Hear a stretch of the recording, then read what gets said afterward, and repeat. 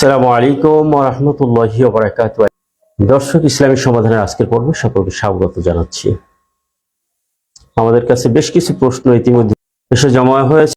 আরেকজন জানতে চেয়েছেন রাসূল সাল্লাল্লাহু আলাইহি সাল্লাম স্বপ্নে দেখার ফজিলত সম্পর্কে জানতে চেয়েছেন। আরেকজন জানতে চেয়েছেন পিতা ইন্তেকাল করেছেন, মা বেঁচে আছেন, মায়ের কথা অনেক সন্তান শুনে অনেক সন্তান স্ত্রীর কথায় মায়ের সঙ্গে খারাপ ব্যবহার করে, এ সম্পর্কে বিধান। আবার এক ভাই জানতে চেয়েছেন যে এক মহিলা পুরান ঢাকাতে, তিনি আমার জানা মতে তার বয়স ৩৫ বছর, ইতিমধ্যে সে প্রায় 11টি বিবাহ করেছে। তো সে বিবাহ করে একটা দেনমোহর ধার্য করে দেনমোহরটা নিয়ে কিছুদিন থেকে তার সঙ্গে ঝামেলা করে সে পালিয়ে যায়, বা তার সঙ্গে ঝামেলা করে আর কি, এবং অনেকের বিরুদ্ধে মামলাও করে, নারী নির্যাতন বা জাতীয় বিভিন্ন অজুহাতে মামলা করে। তো তার ব্যাপারে শরীয়ী বিধান কি? আর একটা বিষয় একজন জানতে চেয়েছেন যে বৃদ্ধ পুরুষ এবং কুমারী মেয়ে যদি জিনায় লিপ্ত হয়, এদের শরীয়ী বিধান কি এদের ব্যাপারে। আর একজন দিদার নামে জানতে চেয়েছেন কন্ট্রাক্ট ম্যারেজ এ বিবাহ করে আমেরিকা যাওয়া যাবে কিনা।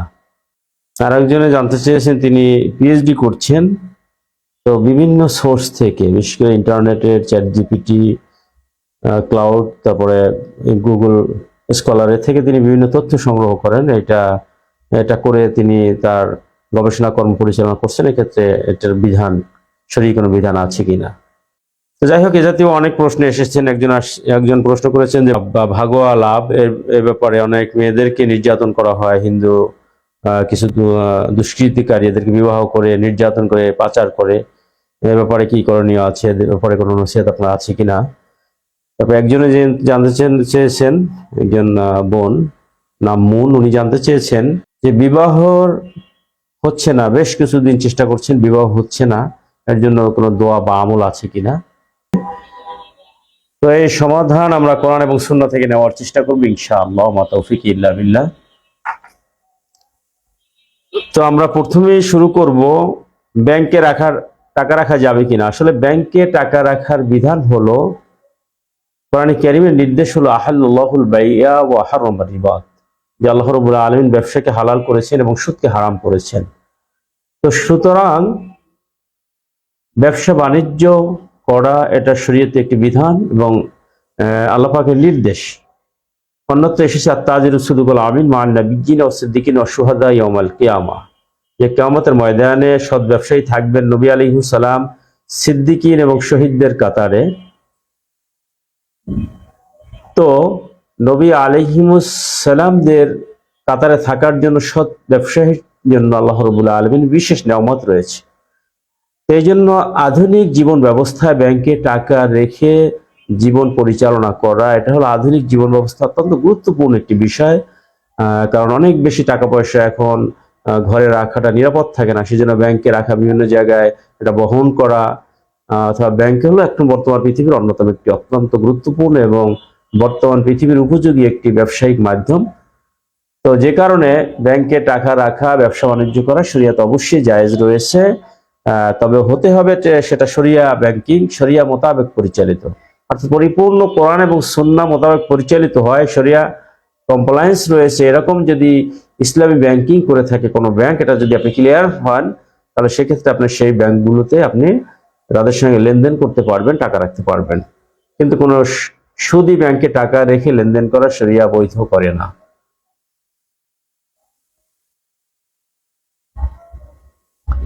মায়ের কথা মান্য করা যাবে কিনা। আসলে মায়ের কথা মান্য করার বিষয়টা হলো যে আল্লাহ রাব্বুল আলামিন ইরশাদ করেছেন, ওয়াকাযা রাব্বুকা আল্লা তা'বুদু ইল্লা ইয়্যাহু ওয়া বিল ওয়ালিদাইনি ইহসান ইম্মা ইয়াবলুগান্না 'ইনদাকাল কিবারা আহাদুহুমা আও কিলাহুমা ফালা তাকুল লাহুমা উফিন ওয়া লা তানহারহুমা ওয়া কুল লাহুমা কাওলান কারীমা। যে আল্লাহ রাব্বুল আলামিন আমাদেরকে নির্দেশ দিচ্ছেন, অর্থাৎ হক হলো দুই প্রকার, একটা হলো হকুল্লাহ, হকুন নাস। আল্লাহর হক যেটা আল্লাহ পাকের সঙ্গে সম্পৃক্ত, আল্লাহ না'বুদাহু ওয়া লা নুশরিকা বিহি শাইআ, আল্লাহ পাকের ইবাদত করা, আল্লাহর সঙ্গে কোনো কিছু শরীক না করা, এবং আল্লাহ পাকের যাবতীয় বিধি বিধানকে পরিপূর্ণভাবে মান্য করা, এটা আল্লাহ পাকের বিধান। আর এরপরেই মানুষের যেটা হক, এটা হলো দুই প্রকার, একটা হলো পিতামাতার হক, আর একটা হলো অন্যান্য মানুষের হক। তো পিতামাতার হক হলো পিতামাতার আদেশ নিষেধ অনুযায়ী শরিয়া যেটা অ্যালাউ করে এরকম আদেশ অবশ্যই মান্য করতে হবে, এটা অপরিহার্য ওয়াজিব কর্তব্য। আর যেটা শরীয়ত অ্যালাউ করে না এরকম কোনো বিষয় তারা যদি নির্দেশ দেন সেটা কৌশলে এড়িয়ে যেতে হবে। আর পিতামাতা যদি বিশেষ করে মুসলমান না হন তাহলে যথাসম্ভব তাদের সঙ্গে ভালো আচরণ করবে এবং আল্লাহ রাব্বুল আলামিনের ইবাদত শিরকির বিষয়গুলোকে বাদ দিয়ে তাদের যথাযথভাবে তাদের সঙ্গে সখ্যতা রাখা, সম্পর্ক রাখার নির্দেশ রয়েছে। একই সঙ্গে পিতা মাতা যদি মুসলিম হন, তারা যদি শরিয়ার বিধিবিধান পালন করেন তাহলে অবশ্যই তাদের কথা মানতে হবে। আর যদি ছোটখাটো জুলুমও তারা করেন, অর্থাৎ মানুষ যখন বিরুদ্ধ হয়ে যায় তখন মানুষের মনটা খিটখিটে হয়ে যায়, মেজাজটা একটু হার্ড হয়ে যায়। এই জন্য তাদের সঙ্গে সর্বোত্তম ব্যবহার করার চেষ্টা করতে হবে, নমনীয় আচরণ করতে হবে এবং তাদেরকে বুঝিয়ে আপনার কার্যক্রমগুলো চালাতে হবে। একান্তভাবে যদি তার নির্যাতন করে, জুলুম করে, সেক্ষেত্রে যতটা সম্ভব এড়িয়ে চলার চেষ্টা করবেন, কিন্তু তাদের হক আদায় করতে হবে। কিন্তু স্ত্রী বা অন্যান্য কারো কথায় পিতামাতার সঙ্গে তাদের অবৈধ হওয়া পরিপূর্ণভাবে হারাম, এটা করার সুযোগ ইসলাম দেয়নি। হ্যাঁ, মহিলাদের অনেক দুশ্চরিত্রা মহিলা রয়েছে যারা একাধিক বিবাহ করে এবং আপনি বলেছেন যে পুরান ঢাকাতে প্রায় তার বয়স 35 পর্যায়ে তিনি প্রায় 11টা বিবাহ করেছেন। তো আসলে কি বিবাহ এ জাতীয়, এটা হলো সামাজিক একটি ব্যাধি, এটা অন্যায়। এই মহিলা আসলে দুশ্চরিত্র। এর মূলত বিবাহের যে উদ্দেশ্য দাম্পত্য জীবনকে সৌন্দর্যমণ্ডিত করে জীবনকে পরিচালনা করা। তো যেহেতু এই মহিলার উদ্দেশ্য ঠিক নেই, এই জন্য এই সকল মহিলাকে আইনের আওতায় এনে বিচার করতে হবে এবং যাদের সঙ্গে প্রতারণা করেছে তাদের যথাযথ ডকুমেন্টসের মাধ্যমে তাদের দিয়াতগুলো, তাদের সঙ্গে যে ব্যবহার করেছে, তাদের লেনদেন, তাদের অর্থ নষ্ট করেছে, এগুলো ফেরত দেওয়ার ব্যবস্থা করতে হবে, তাকে জরিমানা করতে হবে এবং এটাকে আইনের আওতায় এনে কঠোর বিচারের ব্যবস্থা করতে হবে। এবং বিবাহের একটি বিধান রয়েছে, যদি নির্ধারিত পুরুষ মহিলাকে তখন তালাক দিতে পারবেন যখন সে শরীয়তের তার আইন হুকুম আহকাম অমান্য করবে। অনুরূপভাবে মহিলাদেরকেও সর্বোচ্চ একদম শেষ পর্যায়ে খোলার বিধান দেওয়া হয়েছে, কিন্তু সেটা হলো পুরুষ যদি নির্যাতনকারী হয়, তার যদি অধিকার রক্ষা না করে, তাহলে সেক্ষেত্রে এছাড়া মহিলাদেরকে সাধারণ দৃষ্টিতে টাকা কামাই করা বা এরকম দুশ্চরিত্রা মহিলাদেরকে খোলা তালাকের বিধান শরীয়তে দেয়নি। এ জাতীয় অর্থ ইনকাম এবং তার উভয়টাই অবৈধ, তাকে বিচারের আওতায় এনে কঠোর শাস্তির আওতায়, রাষ্ট্রীয় এবং শরীয় বিধি বিধানের আওতায় তাকে কঠোর শাস্তির মুখোমুখি করতে হবে। বৃদ্ধ এবং কুমারী জেনায় লিপ্ত হয়, এর বিধান কি? আসলে আশাইখু আশাইখাতু ইজা জেনায়া ফারজুমুহুন্না, শরীয়তের বিধান হলো রাষ্ট্রীয় সর্বোচ্চ আইন তাদের উপর কার্যকর করতে হবে। যদি বৃদ্ধা হয়, বিবাহ করার পরে সে যদি জেনায় লিপ্ত হয়, তাকে রজম করে হত্যা করতে হবে। রজম হলে প্রস্তর আঘাতে তাকে হত্যা করতে হবে। আর কুমারী জেনায় লিপ্ত হলে কুমারীকে 80টা বেত্রাঘাত করতে হবে। এটাই হলো শরীয়তের বিধান, অর্থাৎ চূড়ান্তভাবে কঠোর শাস্তি। আর যে দেশ ইসলামী শাসন ব্যবস্থা নেই, সেখানে রাষ্ট্রীয় শাসন ব্যবস্থায় চূড়ান্ত শাস্তির আওতায় আনতে হবে। আরেকজন জানতে চেয়েছেন দিদার, উনি ফেনী থেকে প্রশ্ন করেছেন যে কন্ট্যাক্ট ম্যারেজে ওনার এক চাচাতো ভাই আমেরিকায় গিয়েছেন, তাকেও প্রস্তাব করেছেন। অর্থাৎ আমেরিকায় গ্রিন কার্ড পাওয়ার জন্য সাধারণ ওয়ে, সবচেয়ে সহজ ওয়ে হলো কন্ট্যাক্ট ম্যারেজে আমেরিকায় যাওয়া। আসলে কন্ট্যাক্ট করে প্রতারণামূলক বিবাহ করা শরীয়তে পরিপূর্ণভাবে হারাম। কন্ট্যাক্ট করে শরীয়তে এ জাতীয় বিবাহের কোনো বৈধতা শরীয়ত দেয়নি, এটা করা যাবে না।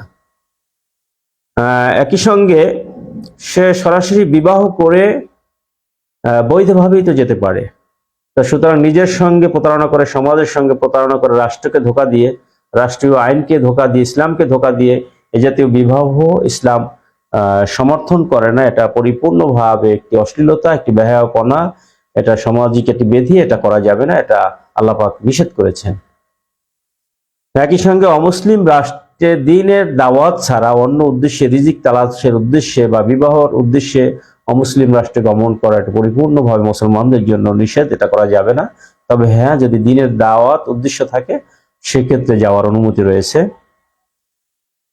ব্যাংকে টাকা রাখার পরে একটি বিগত গভর্নমেন্টের আকার সময়ে রাষ্ট্রীয়ভাবে বেশ কিছু ব্যাংকের টাকা নামে বেনামে আত্মসাৎ করা হয়েছে এবং গ্রাহকরা এতে প্রচুরভাবে হয়রানির শিকার হচ্ছেন এবং তাদের টাকাগুলো ফেরত পাওয়ার কোনো শরীয়ী বিধান এবং রাষ্ট্রীয় বিধান কি আসলে কি আল্লাহ রাব্বুল আলামিন যে বিধিবিধান দিয়েছেন, রাষ্ট্রের দায়িত্ব হলো নাগরিকের যথাযথভাবে নাগরিকের তার নিরাপত্তা দান করা, তাদের সম্পদের নিরাপত্তা, অর্থের নিরাপত্তা, তাদের ইজ্জতের নিরাপত্তা, তাদের চিকিৎসা, বস্ত্র, বাসস্থানের নিরাপত্তা এবং বিধান করা, এটা রাষ্ট্রের দায়িত্ব। সেক্ষেত্রে সম্পদ ব্যাংক যেহেতু একটি রাষ্ট্রীয় অনুমোদিত প্রতিষ্ঠান, রাষ্ট্রের উচিত হবে এই জাতীয় কোনো ব্যাংক যদি কখনো কারো অর্থনৈতিক কোনো বিষয়, ব্যাংকের যেহেতু একটি বড় কমান্ডিং ব্যাংক রয়েছে, বাংলাদেশ ব্যাংক রয়েছে, তাদের কাজ হলো এই সকল ব্যাংক যখন এরকম দুর্নীতি প্রমাণ পাওয়া যায় তখন তাদেরকে প্রশাসক নিয়ন্ত্রণ করে তাদেরকে নিয়ন্ত্রণ করা এবং যথাযথভাবে আইনি প্রক্রিয়ায় তাদেরকে আইনের আওতায় এনে তাদের শাস্তির ব্যবস্থা করা। অনুরূপভাবে রাষ্ট্রীয়ভাবে যদি এটা করা হয়, রাষ্ট্রীয় যে ব্যক্তি বা যারা এটার সঙ্গে জড়িত রয়েছে তারা যদি এটা করে থাকে তাদেরকে সম্ভব হলে আইনের আওতায় আনতে হবে এবং চূড়ান্ত শাস্তির ব্যবস্থা করতে হবে। তারা যদি বাহিরে চলে যায়, বাহিরে টাকা পাচার করে, আন্তর্জাতিক আইনে বিচার করে আন্তর্জাতিক যে নিয়মে বাহির থেকে টাকা ফেরত আনা যায়, পাচারকারী টাকা ফেরত আনার যে পদ্ধতি রয়েছে সে পদ্ধতি অনুসরণ করে তাদের টাকা ফেরত দিতে হবে, অন্যথায় আল্লাহ রাব্বুল আলামিনের কাছে জবাবদিহি করতে হবে। এবং রাষ্ট্রীয় যে বা যারা এই আত্মসাৎ করবে বা করছে, সেটা ব্যাংকিং ক্ষেত্রে হোক বা অন্য কোনো ক্ষেত্রে হোক, একটা হলো যে ব্যক্তির সঙ্গে ব্যক্তির লেনদেন, এটা ব্যক্তির সঙ্গে মাপ চেয়ে নিলেই হবে। কিন্তু রাষ্ট্রীয়ভাবে যদি কেউ আত্মসাৎ করে তাহলে ওই রাষ্ট্রের যারা সংশ্লিষ্ট যারা নাগরিক রয়েছেন, যদি 20 লক্ষ নাগরিক, 20 কোটি নাগরিক বাংলাদেশের, প্রতিটা নাগরিকের কাছ থেকে মাপ চেয়ে নিতে হবে, না হলে আল্লাহ পাকের কাছে তাকে চূড়ান্ত জবাবদিহি করে তারপরে তাকে বিচার থেকে মাপ পেতে হবে। এটা অসম্ভব। এই জন্য এই জাতীয় কোনো কাজে মুসলমানকে সম্পৃক্ত হওয়া এটা শরিয়া এলাও করে না, এটা পরিপূর্ণভাবে হারাম, চূড়ান্ত কবিরা গুনাহ। ভাগোয়া ট্রাপ লাভ, আসলে বর্তমান পৃথিবীতে ডিজিটাল যুগে, সোশ্যাল মিডিয়ার যুগে অনেকেই আমরা দেখেছি, আমিও বেশ কিছু ভিডিও দেখেছি, প্রায় 20-25টা ভিডিও দেখেছি। এর মধ্যে দেখেছি যে পার্শ্ববর্তী রাষ্ট্রে নিয়ে কিছু প্রতারক যুবক, দুশ্চরিত্র এবং কিছু দুষ্কৃতকারী যুবক, হিন্দু যুবকরা বেশ কিছু মেয়েদেরকে ওখানে নিয়ে নির্যাতন করেছে, ধর্ষণ করেছে এবং অনেককে হত্যাও করেছে, আগুনে পুড়িয়ে দিয়েছে, এভাবে কিছু সংবাদ এসেছে। এবং প্রায়ই শোনা যায় যে বিভিন্ন জায়গায় নিয়ে তাদের সঙ্গে অপকর্ম লিপ্ত হয়, অনাচারে লিপ্ত হয় এবং তাদের উপর নির্যাতন করে, তাদেরকে ঘরোয়াভাবে বন্দি করে রেখে নির্যাতন করে। এই জন্য মুসলিম বোনদের প্রতি এবং ভাইদের প্রতি বিশেষভাবে আবেদন হলো, সোশ্যাল মিডিয়ায় আপনারা এ জাতীয় অপকর্ম, অন্যায় কোনো কর্ম জড়িত হবেন না। বিবাহ সম্পূর্ণ একটি বৈধ পন্থায়, শরীয়ত পন্থায়, কোরআন এবং সুন্নাহর পন্থায়, যে পদ্ধতিতে পিতা মাতার অর্থাৎ অভিভাবকদের সিদ্ধান্ত মোতাবেক আপনি সুন্দর একটি বিবাহ আবদ্ধ হয়ে আপনাদের জীবনকে লাইফকে লিড করবেন। অবশ্যই ফেসবুক, ইউটিউব বা বিভিন্ন টুইটার সহ বিভিন্ন সোশ্যাল সাইডে যুক্ত হয়ে এই জাতীয় ফাঁদে পড়া, এটা আপনি অবশ্যই অন্যায় করেছেন, এজন্যই করেছেন। আপনি অপরিচিত লোকের সঙ্গে এভাবে যুক্ত হওয়া এবং বেগানা কোনো পুরুষের সঙ্গে এ জাতীয় ফাঁদে যুক্ত হওয়ার কোনো শরিয়া এলাও করে না, সেজন্য এটা শরিয়াতে নিষিদ্ধ। যারা করেছেন উভয় অপরাধী রয়েছে। এই জন্য এই চক্রকে রাষ্ট্রের উচিত হবে এই চক্রকে ধরে যথাযথভাবে আইনের আওতায় এনে বিচার করা এবং এ জাতীয় কার্যক্রম যাতে না হয় এগুলোর জন্য রাষ্ট্র কিছু দায়িত্ব রয়েছে এবং যা ব্যক্তিরও প্রচুর দায়িত্ব রয়েছে, গার্ডিয়ানের দায়িত্ব রয়েছে। অর্থাৎ উঠতি বয়সী ছেলে মেয়েদের একটি স্বভাব থাকে যে তারা পৃথিবী দেখার, বিভিন্ন অন্যের সংস্পর্শে আসা একটা আকাঙ্ক্ষা থাকে। এই জন্য এ থেকে নিজেদেরকে আল্লাহ ভীতিকে সামনে রেখে, আল্লাহর ভয়কে সামনে রেখে একজন পরিপূর্ণ মুসলমান হওয়ার যে গুণাবলী সেটাও যদি অর্জন করতে পারেন তাহলে এই বিপদ আপদ থেকে আমরা মুক্তি পেতে পারি। তো আল্লাহ রাব্বুল আলামিন, আসলে রব্বুল আলামিন বিধি বিধান ইসলামকে আমাদের জন্য আল-ইয়াউমা আকমালতু লাকুম দীনাকুম ওয়া আতমামতু আলাইকুম নি'মাতি ওয়া রাদিতু লাকুমুল ইসলামা দীনা, ইসলামকে আমাদের জন্য জীবন ব্যবস্থা হিসেবে পরিপূর্ণ করে দিয়েছেন এবং তিবিয়ানান লিকুল্লি শাই, যে প্রতিটা বিধি বিধান ইসলামের মধ্যে পরিপূর্ণভাবে সন্নিবেশিত হয়েছে, মানবতার জন্য প্রয়োজন। অথচ ইসলাম বিধি বিধান দেয়নি এমন কোনো বিষয় নেই। অর্থাৎ ইসলাম মানবতার জন্য যা কিছু প্রয়োজন ইসলাম পরিপূর্ণভাবে তার সমাধান পেশ করেছে। এবং মুন নামে একজন প্রশ্ন করেছেন যে অনেক চেষ্টা করেছেন, ভালো নামাজি, কিন্তু বিবাহ হচ্ছে না, তার বয়স হয়েছে, প্রাপ্ত বয়স্ক হয়েছেন বেশ কিছুদিন আগে। এর জন্য কোনো দোয়া আছে কিনা, এবং বিভিন্ন লোক বিবাহে ভাঙানি দেয় আর কি, বিরুদ্ধ আচরণ করে, তো ক্ষতি হচ্ছে।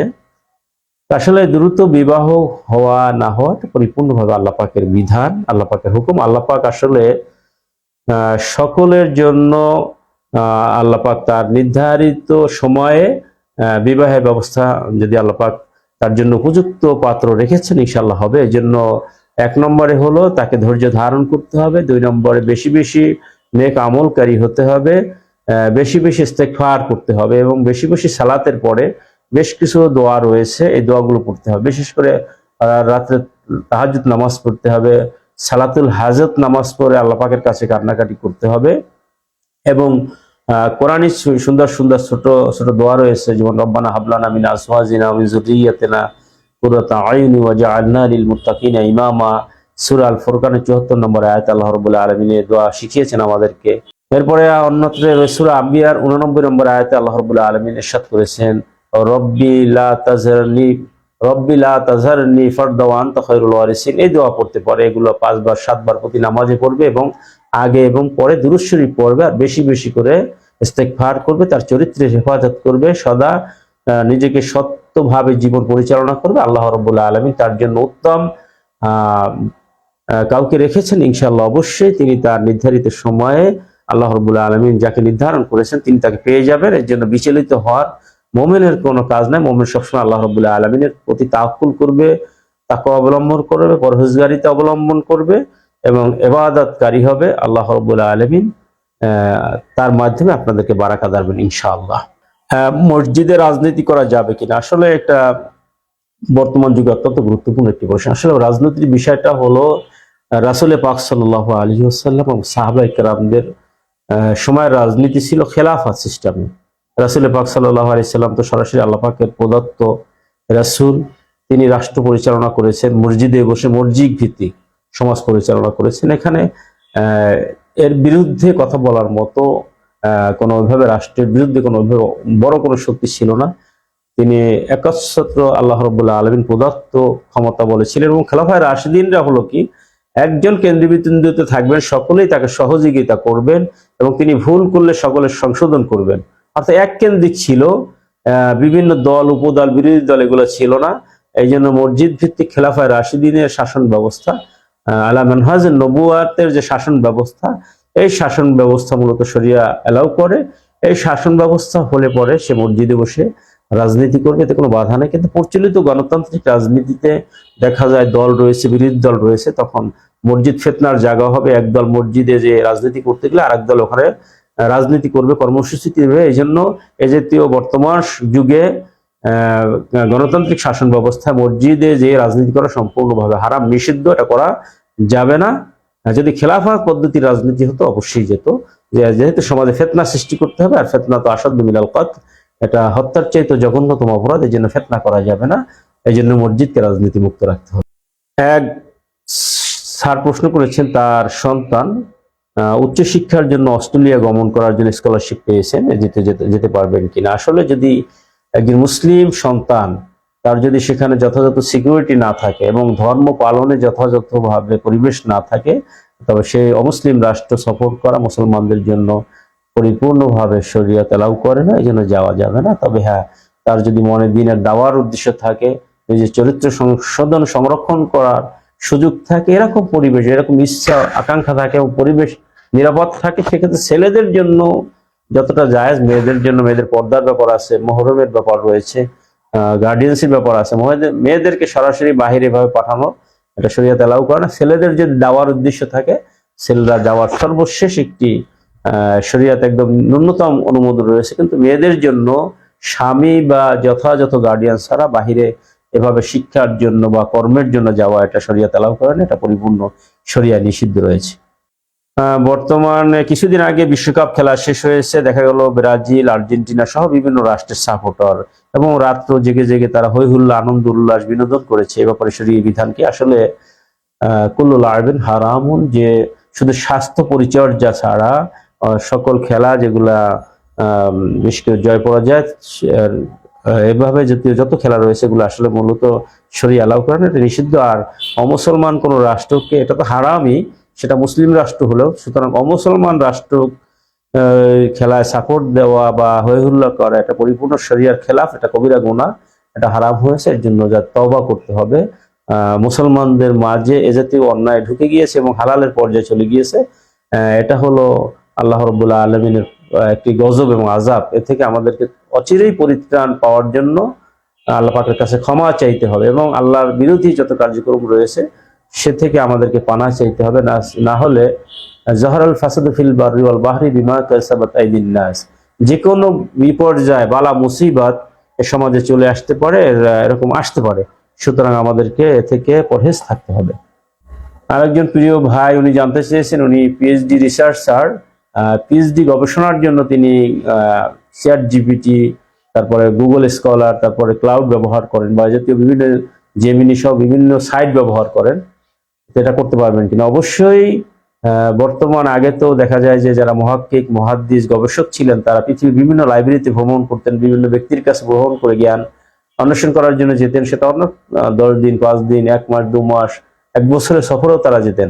অনেক কষ্টসাধ্য ছিল, কিন্তু এখন বিজ্ঞানের যুগ, সবকিছু হাতের মুঠায় চলে এসেছে। সুতরাং কম্পিউটার, ইন্টারনেট ব্যবহার করে বিভিন্ন গবেষণা কার্যক্রম চালানো যাবে, কিন্তু যে সোর্সগুলো ব্যবহার করা দরকার বা সোর্স ব্যবহার করতে হবে, সোর্সগুলোকে অবশ্যই যাচাই বাছাই করে নিতে হবে এবং যথাযথ সোর্সগুলো সঠিক হওয়ার নিশ্চয়তা থাকলে পরে অবশ্যই এই জাতীয় গবেষণায় এই জাতীয় সাইট ব্যবহার করতে পারবেন। আমার ভাই শাকিল সরোয়ার তিনি জানতে চেয়েছেন যে বর্তমান বিশ্বে এক ভাই একটা অন্যায় করেছে, তার অপরাধটা প্রচার করছে, অন্য ভাই অপরাধ প্রচার করছে, এতে করে সমাজে একটি বিশৃঙ্খলা তৈরি হচ্ছে। ব্যাপারে শরীর বিধানকে আসলে একটা হলো বহতান, একটি গীবত। গীবতটা একটু হলো যে একজন ভাইয়ের দোষ করেছে সেটাই প্রচার করা, আর বহতান হলো যে দোষ করেনি অথচ দোষ বানিয়ে প্রচার করা। এই বহতানটা তো মস্ত বড় অপরাধ এবং চূড়ান্ত অপরাধ, আর গীবতটাও এটাও কবিরা গুনাহ এবং মস্ত এটাও বড় রকমের অপরাধ। সেজন্য এই জাতীয় দোষ ত্রুটি, অন্য ভাইয়ের দোষ ত্রুটি যেটা বিশৃঙ্খলা তৈরি করে, কিন্তু হ্যাঁ এমন ব্যক্তির দোষ ত্রুটি প্রচার করা যাবে যেটা সমাজের জন্য সে উপযোগী, তাকে নেতা নির্বাচন করবে, বড় একজন সমাজ সংস্কারক নির্বাচন করবে, তাকে বাধা দেওয়া হয়েছে কিন্তু তিনি শুনছেন না, তখন তার দোষ ত্রুটি প্রচার করা যেতে পারে সমাজকে বাঁচানোর জন্য। কিন্তু যে দোষটা মেনে নিয়েছেন এবং ক্ষমা চাচ্ছেন, তার দোষ ত্রুটি প্রচার করা শরীয়তে বৈধ নয়। যে বা যারা করবে তারা অবশ্যই পাপী হবে। হ্যাঁ, তার যদি কোনো দোষ থাকে, যে যেভাবে দোষ করবে তার শরীর আদালত বা রাষ্ট্রীয় আদালতে বিচার করবে, কিন্তু এগুলো প্রচার করে সমাজে বিশৃঙ্খলা তৈরি করা কোনো মুসলিম ভাই অপরাধ করতেই পারেন, আবার আল্লাহ রাব্বুল আলামিন মুহূর্তের মধ্যে তাকে ক্ষমাও করে দিতে পারেন। তো সেজন্য হলো এই জাতীয় দোষ ত্রুটি প্রচার করে পরিপূর্ণভাবে কবিরা গুনাহ, এটা হারাম, নিন্দনীয়। এই জাতীয় কারো দোষ ত্রুটি না জেনে বুঝে কোনো ইন জাআকুম ফাসিকুন বিনাবাইন, যে যদি কোনো ফাসিক কোনো সংবাদ নিয়ে আসে এবং এই জাতীয় অন্যের দোষ ত্রুটিগুলো প্রচার করে দেওয়া, এটা মূলত একটি পাপী মুসলমান পাপীর কাজ, অন্যায়কারীর কাজ। এ জাতীয় কাজ করা যাবে না, পরিপূর্ণভাবে কবিরা গুনাহ এবং হারাম, নিষিদ্ধ। তো আরেক ভাই জানতে চেয়েছেন আউটসোর্সিং এর মাধ্যমে টাকা উপার্জন করা যায় কিনা। আউটসোর্সিং বলতে এখন বোঝায় যে আসলে আধুনিক ইন্টারনেটের যুগ, সোশ্যাল মিডিয়ার যুগ। আধুনিক যুগে আউটসোর্সিং এর বিভিন্ন মাধ্যম হতে পারে। একটা হালাল পণ্য হতে পারে, হালাল পদ্ধতি হতে পারে, দেখা যায়, অথবা হালাল কাজও হতে পারে। হালাল যেগুলো শরীয়ত অ্যালাউ করে সেগুলো জায়েজ রয়েছে, যেমন পণ্যের বেচা কিনা, যদি সঠিকভাবে হালাল পণ্যের বেচা কিনা করে সেটা জায়েজ রয়েছে। তারপরে যদি ডেভেলপমেন্ট করে, ওয়েব ডেভেলপমেন্ট রয়েছে, বিভিন্ন ডিজাইনার ডিজাইন করে বিভিন্ন রকমের, এরকম জাতীয় আন্তর্জাতিক পর্যায়ে বিভিন্ন কোম্পানি ডিজাইন চায়, ডিজাইন দিলে, অথবা বিভিন্ন শিক্ষামূলক প্রজেক্ট চায়, এ জাতীয় যে কার্যক্রম রয়েছে, রিসার্চ কার্যক্রম রয়েছে, এরকম অনেক গুরুত্বপূর্ণ বিভিন্ন কাজ রয়েছে। ইঞ্জিনিয়ারিং এর বিভিন্ন প্ল্যান থাকতে পারে, এরকম বিভিন্ন কাজ রয়েছে, এগুলো অনলাইনের মাধ্যমে যেটা আসে এটাকে আউটসোর্সিং বলা হয়। এবং অন্যান্য কাজ রয়েছে, যদি এটা হালাল হয় প্রোডাক্ট এবং পদ্ধতিটাও যদি হালাল হয়, প্রতারণা না থাকে, এটা অবশ্যই জায়েজ রয়েছে। অর্থাৎ হালাল পদ্ধতি এবং হালাল পণ্যের বেচা কিনা এটা অনলাইন অফলাইন উভয় ক্ষেত্রেই জায়েজ রয়েছে। দর্শক, এ ছিল আজকে আমাদের প্রশ্ন। দেখা হবে আগামী পর্বে, সেই পর্যন্ত আল্লাহ রাব্বুল আলামিন আপনাদের সকলকেই ভালো রাখুন। হাদা মা ইনদি ওয়া লা ইলমা ইনদাল্লাহি তাওয়াক্কালতু আলাইহি ওয়া আনিব। আসসালামু আলাইকুম ওয়া রাহমাতুল্লাহি ওয়া বারাকাতুহু।